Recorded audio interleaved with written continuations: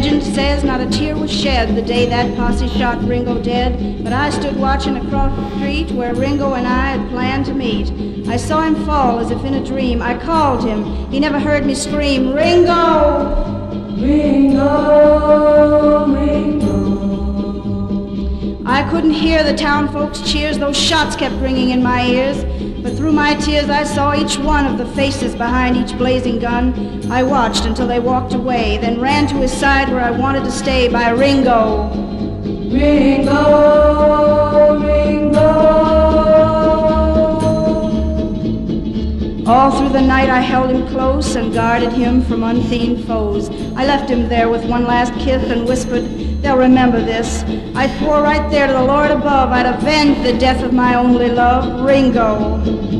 Ringo, Ringo. They came for him at the crack of dawn. Ringo was there, but his guns were gone. He clutched instead a tiny thing which looked like a golden wedding ring. I placed it there in his lifeless fist before I took that last brief kiss from Ringo. Ringo, Ringo.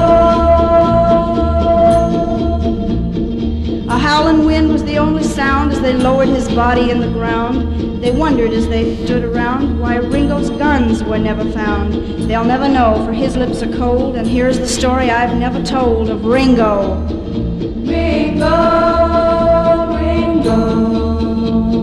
My pa removed that piece of lead and brought Ringo to our home half dead. We spent long hours talking low, and Pa never knew I loved him so.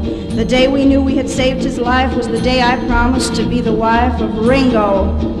Ringo, Ringo. Ringo said he'd shoot no more and come for me when he was sure that we could live our lives in peace and the roar of 6 guns forever ceased. That's why he was in our town that day, and I was waiting to go away with Ringo. Ringo, Ringo. On his grave I read the name of the man who couldn't live down his fame. The faces of men who didn't wait are burned on my brain by grief and hate. I'll carry revenge this country wide, and I'll never rest till I rest beside my Ringo. Ringo.